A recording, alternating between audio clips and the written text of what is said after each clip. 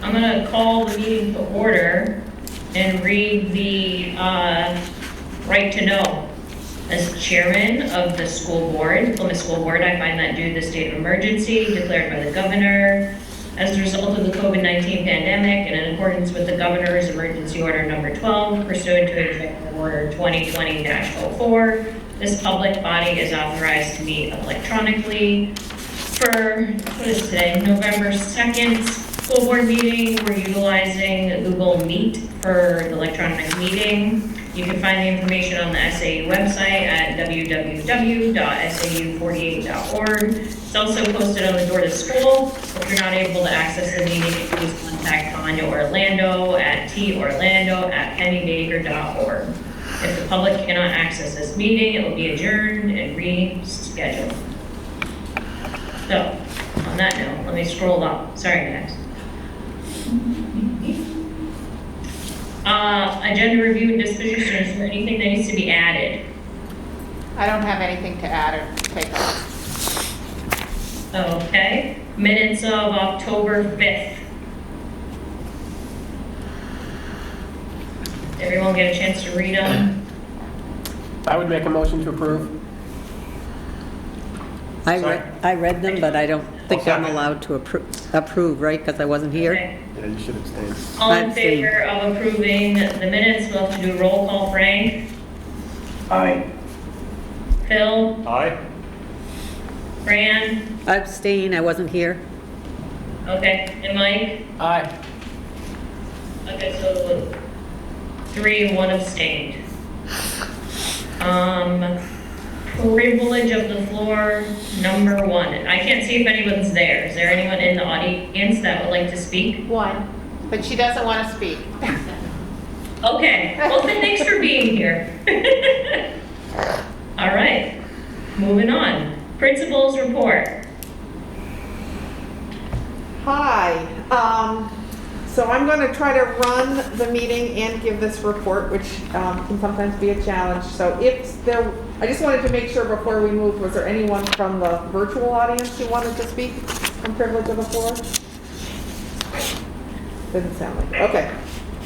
So total enrollment is about the same as it was last month. However, I did want to update the board that we have some students who are in person who would like to move to virtual, about 3 at this point, and 4 who are returning in the next week from virtual learning to in person.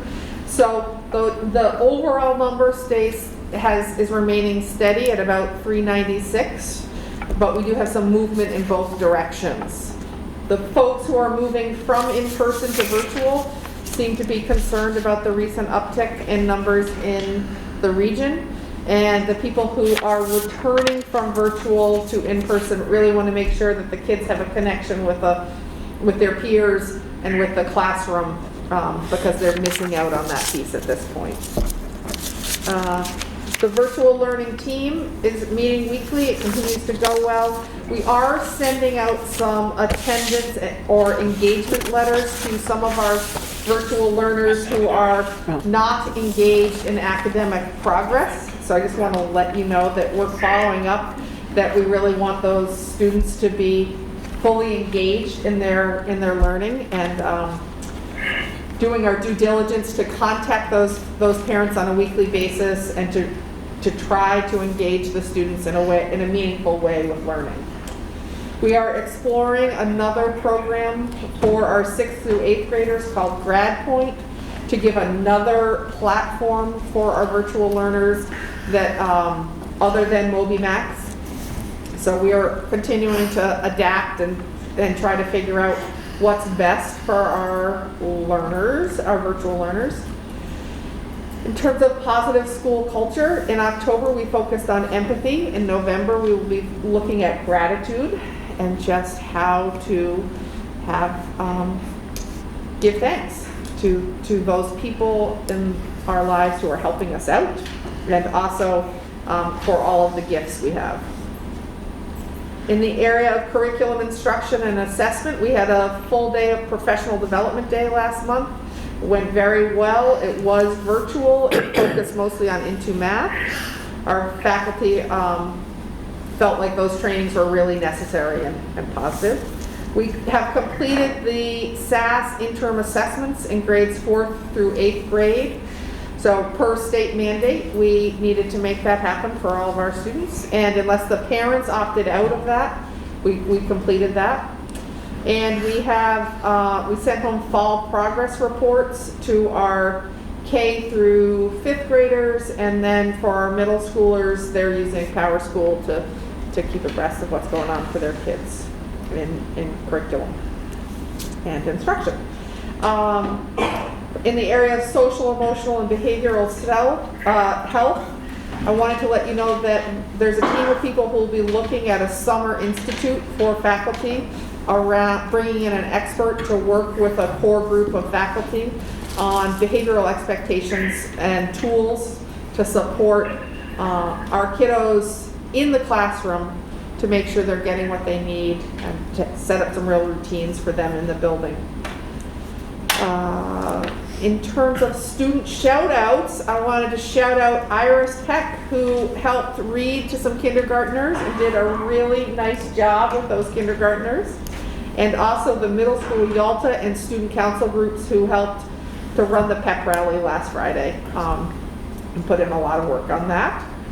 I wanted to let you know that next month we will have some middle schoolers joining us to discuss the dress code in the building and propose to use some changes to that dress code.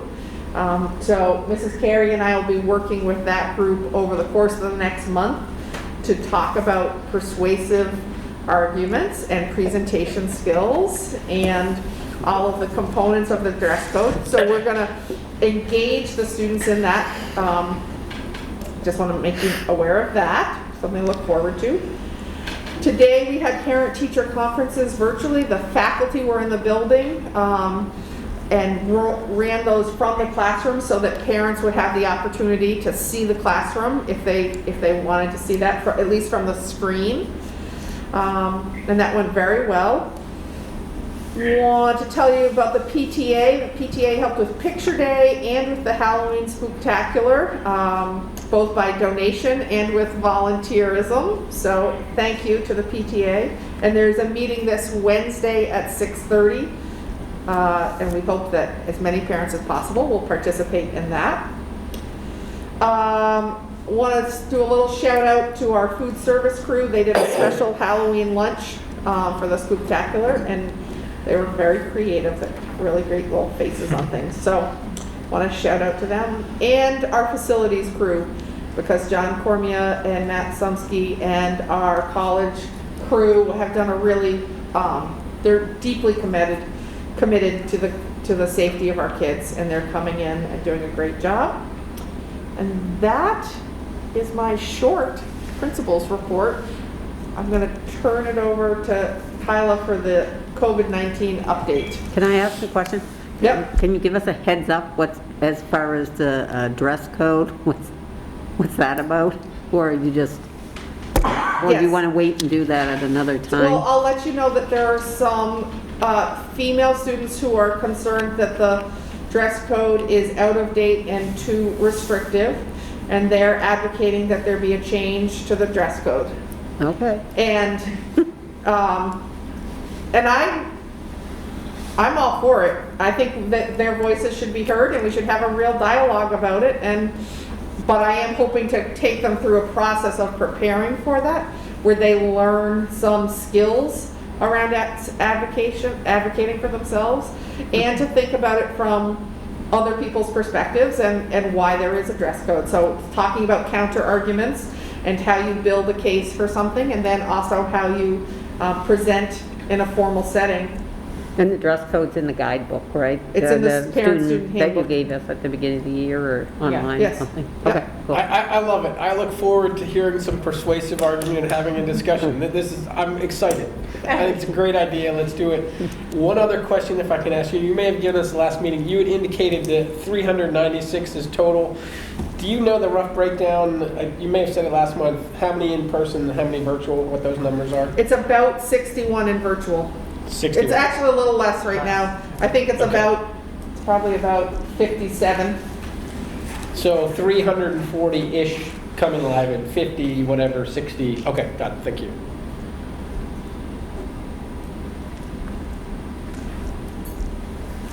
And it's about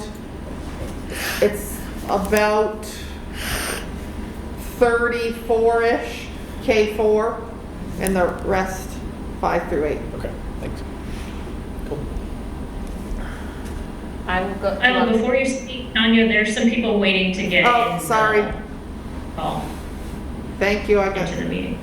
You're welcome. Go ahead, Kyle, thanks. So I was going to speak to that during the reopening update, but I can speak now. It's probably better to just go talk about it as it's happening in your building. As you know, we had a call, I had a call come in Saturday reporting that there was a positive student case here at Plymouth. So we quickly, with nobody in the office, got that information out just through the press release, and just was thankful for that we had parent conferences today and then voting tomorrow. So no students were in the building. If there is additional information between now and you returning to in-person learning on Wednesday, if there's an additional case, there will probably be an extended closure. So that's something that we are looking at given the numbers in Plymouth at this point. So we are just looking at school by school and the data given at each school. So that's just something, unfortunately, I wish I could give folks more of a heads up if that has to extend or not, but it really is dependent upon when I get the information. So typically we switch to remote for 2 reasons. One, to give us time to look for to get the close contacts, and 2, to disinfect and clean the building so students can return. So we have done anywhere from a day and a half at some of the schools to 2 weeks. It just depends on what the situation is at the given time and in what town it's in. The numbers are, we're starting to watch the numbers in Plymouth as they've had an uptick. What is interesting is that 19 of those cases are at Mount Prospect Academy, and then there are a number of students from Plymouth State University leaving. I don't know the rest of the numbers, but less than we anticipated. It makes us feel a bit better that the Mount Prospect Academy students do not leave that building. It's a residential treatment facility. So we're just kind of looking at that piece and looking at each case by case to see how many close contacts there are as well. All close contacts have been notified. They were notified on that day. There were no additional close contacts at that point. DHHS is running behind in contacting them, so we have contacted all of the close contacts to let them know that they'll be receiving a call. At this point, are there any questions on? My question is in regards to a teacher. So I understand your close contact, you have a 10 minutes inside, but is the teacher, I mean, what's? So our mitigation strategies include distancing. Yep. So we have encouraged teachers to stay 6 feet or more away from kids when they're teaching. And if they do go closer, that it's for a very short period of time, a few minutes. So sometimes there are staff members on the close contact list. So Okay. In this particular case, we did, and I can share this because it's an entire classroom, the whole kindergarten classroom will be in remote instruction for 2 weeks because there's less than 10 kids in the class. And there was, I think, all but 2 that were not on the 6 out of contact 8. list. Okay. So we decided to move that I was room. just wondering about that with kindergarten and Into 2 preschool, weeks. like to, Yeah, so it's a pretty small Okay. group. Okay. But if there's additional information between now and when we go back, then there will be an extension Okay. of remote learning.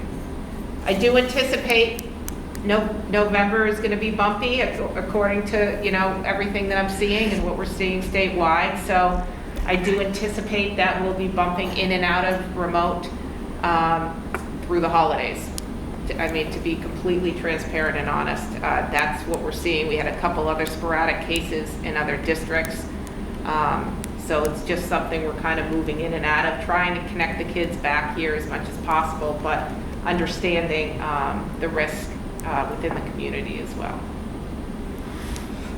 Just so the board knows, the louder you can be, the better the owl will pick you up, and our virtual audience will be able to hear you, so please speak loudly. Can they not hear me? I think they can hear you. Okay. Couldn't hear Fran, so. Okay, all right. So that's what's going on in Plymouth as of today, and as I said, I send out every press release to everybody in the district so folks know what's going on, and then I do typically a weekly video, again, to verify the numbers, because the dashboard has not been accurate. For instance, the Plymouth Elementary case was put on the high school ticker today, so we had to call and switch that. It takes a while, so I want to be clear with people what our numbers are and what we're responding to. Any questions? Any other questions? No? Thank you. Kelly, did you want to give an update? I am all set, yes, and I will try to use my old phys ed voice. Okay, thanks. So, And if the board member could just speak up too, it was hard to understand Fran and her question. We just want to make sure that everyone can hear everything clearly. give me a wave Thank you. if you can't hear me at any point when I'm talking. So mine is brief as well, and just want to say athletics, we made it. We made it through the fall season. Really the only games that were not played were 3 due to weather, and 1 that was cancellation by the opponent. But as a whole, our fall teams did great. I think it was a welcome normal to the start of the school year in terms of the competition, but certainly to me that wasn't the highlight. I just want to say how impressed that I am by our entire student body and those kids that were out there participating, and their willingness to adapt and stay positive and try to create as much of a healthy environment as they could. So the kids themselves were a huge help. Going back to Tanya's comment about gratitude and giving thanks, a huge thank you to our coaching staff, who I did just want to name: Kelsey Mom, Brian Sheehan, Britt McDonald, Stephanie Archer, Geneva Sambor, Nancy Stock, Deb McManus, Alyssa Avery, Kaylin Karchek, John Ramsey, Nick Blake, and Will Courier. I think coaching is often challenging and busy enough in a regular season, but this season I really feel like our coaches had to go above and beyond, and they did, right down to making sure kids were spaced, had their mask on, sanitizing equipment, collecting uniforms at the end, washing. All of those were added pieces to the fall this year. And so I'm very grateful for all of their help and their level of care towards our students. Right now, in terms of winter, we're in the process of working out the details, the start dates, safety mitigations, and developing schedules. It's all still kind of floating up in the air right now. We're waiting on some information from the NHIA as well. But we did have team signups last week just to get an idea of what we're looking at for numbers, and then how to best help out our coaching staffs to stay organized and to manage the sports safely this winter. So stay tuned on the winter sports. We'll talk about that probably a little bit later. But in terms of the safety committee, from the last board meeting, we did complete our fall bus evacuation that's required by the state. We did that via a video presentation that all of the classrooms watched during their morning meeting times. And we also held another fire drill on October 27th. All went well, and the hope is that we get in at least 2 more drills before the Thanksgiving break, and that'll put us in a good space in order to keep up with the state requirements. Other than that, that's it. May I try to speak loudly? Could you just name the sports that are being considered for the winter? At this point, everything is being considered. Okay. Basketball, wrestling, Nordic skate. I see. So it looks like we're gonna start 5-6 basketball possibly a little bit earlier. There will be no fans at this point, just because Okay. most of our elementary schools don't have space for that. And all the other sports will be delayed. NHIA is pushing off most of their sports. I think the first game is allowed second week of January. We were just thinking with the 5-6, if they're in small groups within the SAU, that might be possible, although that might be that's cautiously moving forward. Thank you. I assume the NHIAA has published or will publish some guidelines for winter sports? in Not terms yet. of- That's what So we're it's not waiting out for. yet? Right, a lot Okay. of the individual sports committees are still in the Okay. process of meeting. Gotcha.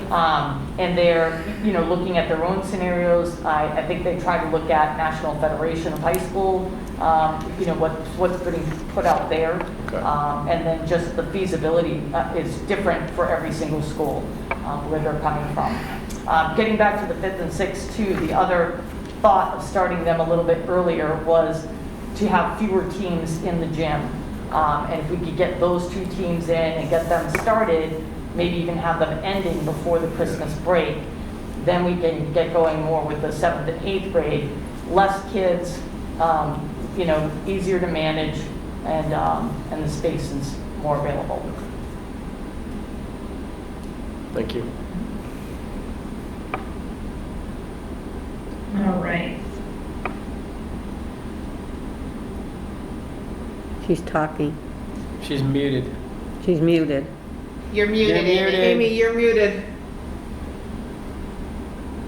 Rookie mistake. Sorry, guys. All right. Consent items. Everybody signed off that was there on the Yes. Yes. claims and Oh, was there any correspondence? I'm sorry. No. Okay. And the discussion, I see Mr. Francis is in the audience. John, it's your turn. Thanks for coming. So I know tonight we wanted to review the capital improvement plan. So I'll bring the latest document for capital improvement. And then I would also like to touch base on our energy project and where we are at with that. And talk about the first snapshot that I have for this October compared to last October on our consumptions for electricity. And I will quickly note that it's in the right direction. We're in a downward trend, that's where we want to be. Right now, that snapshot looks that we're about 8,000 kilowatt hours down a month compared to last October at this time. So that's a good thing. We still have a few punch list items that we're working out on the project, but they're all moving forward. Planning to have the container out of here this week. I had several pictures left over, so we're just finding a home for those pictures, and we'll keep those for another project. But capital improvement plan, I want to look at year 1, year 2020, 21, 22 for next year. I moved a lot of stuff that was in this year, slated for this year. I moved it out, spread it out further, because this year, as you'll notice, technology is a big number. And that's because we're changing out all the wireless system in the whole building. So I wanted to lighten the load a little bit. I wanted to make it where it wasn't going to be such a strain on our budget, which then puts a strain on taxpayer.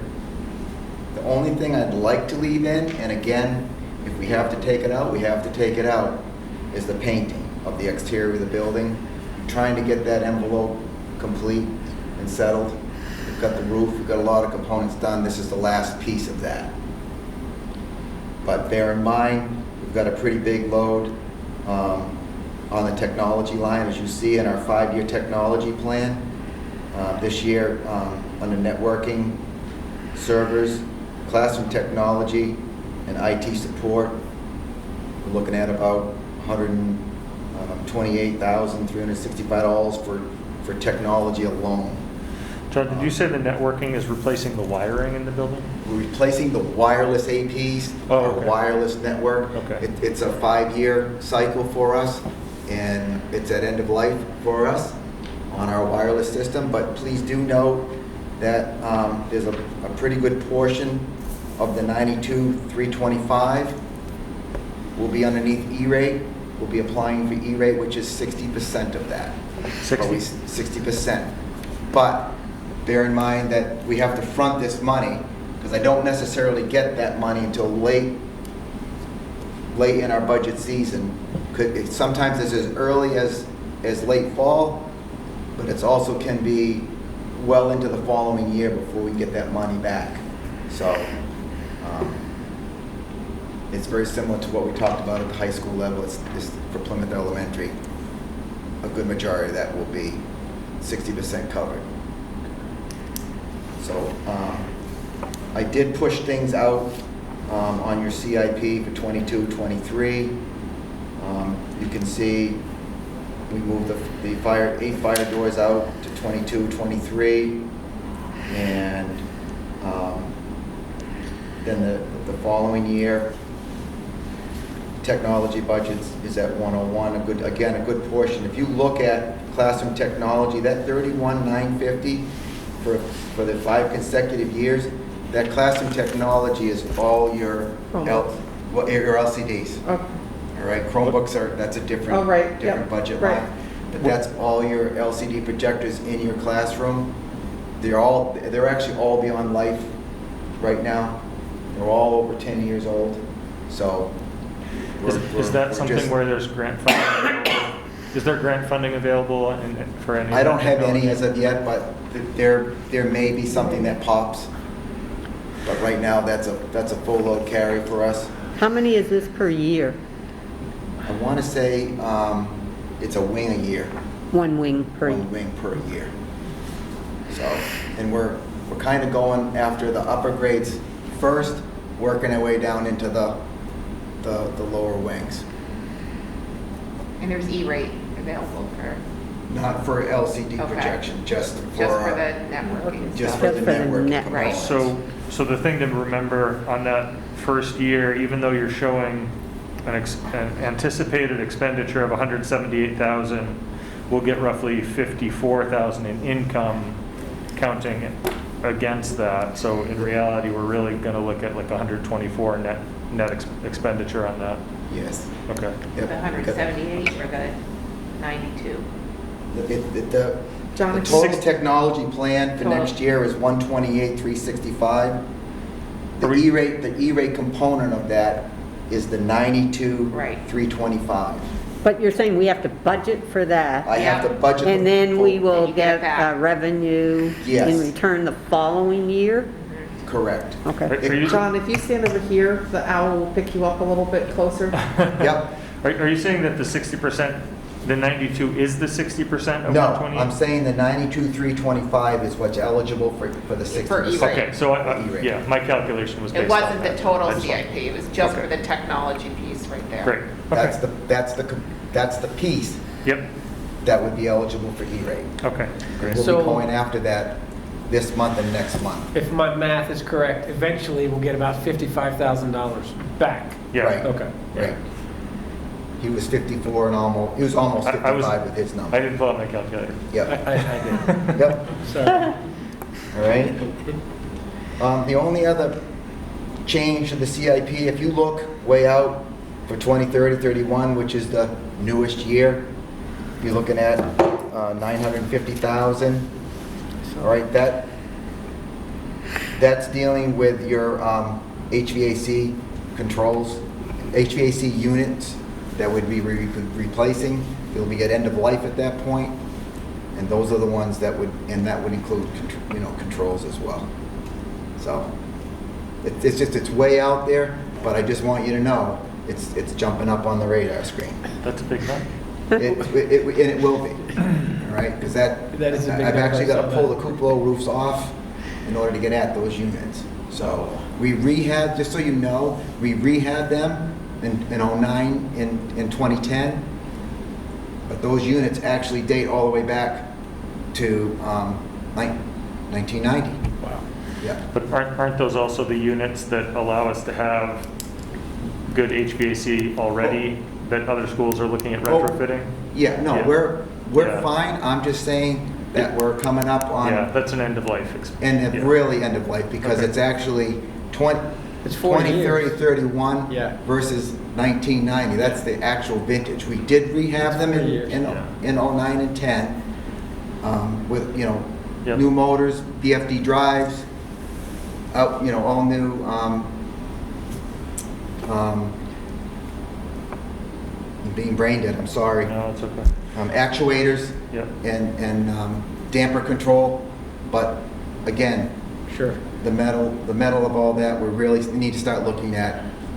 Does that have to all be done in 1 year, or is there, I can it would be? recommend that we do, Fran, Okay. but it's way out there.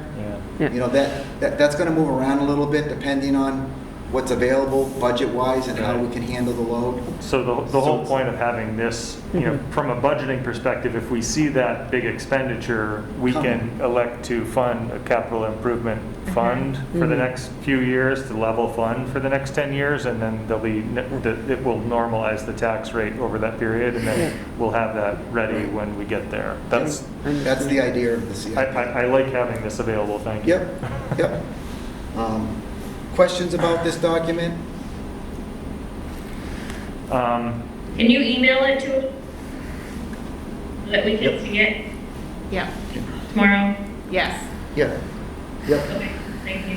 Can I ask a question about your energy use report for the month of October? Are we running our HVAC at the same level that we normally do, or are we I'm up? glad you bring that up because I did want to tell you guys, we are running systems harder Good. than we normally would.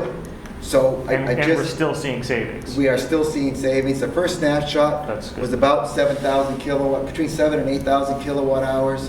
If I go back in previous years, it's even bigger savings.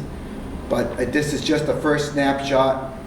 But at the same time, I do want to let you guys know, we are going to be burning more fuel because we are bringing in more outside air, and I am running the units harder than I normally would. It's worth it. Normally, the VFD dryers run anywhere between 50 to 100%. We're being a lot more aggressive this fall, so we tend to be pushing the units harder as far as running them more, closer to 100%, especially during occupancy. So that, when you're running 75 to 100, the motors are using more electricity because we're running them harder. I'm also bringing in more outside air. That means my Our heat load is going to be up. my BTU heat load is going to be up because I'm deliberately bringing in more outside air, more air changes to the building, especially during occupancy. So those loads, those costs will go up. It's understood, and I think you're doing the right thing by ventilating as much as we can. As much as we can. So anyway, you'll see when we start working on the budget, you're going to start to see the reflection of those components, but also being very conservative on my electricity numbers and my fuel numbers will be conservative as far as how we're gonna budget for those. Yeah. So, cool. All right. Anybody else? Any other questions from Thanks. anybody out there in that land? Frank or Amy? Nope. I don't have any questions. Thank you, Frank. Thank you. Thank you, John. Thanks, No. John. Appreciate it. Frank, do you have Thank any questions? Thanks for coming. Yeah. I forget. No, all good, thank you. Yeah, Thank you, that's John. okay. All right, our reopening update. I don't have anything else. I reported it all during Tanya's report. I'm sorry, what did you say, Kyla? I already said everything as part of Tanya's report as far as reopening. Okay. Right. Is there any other business? No?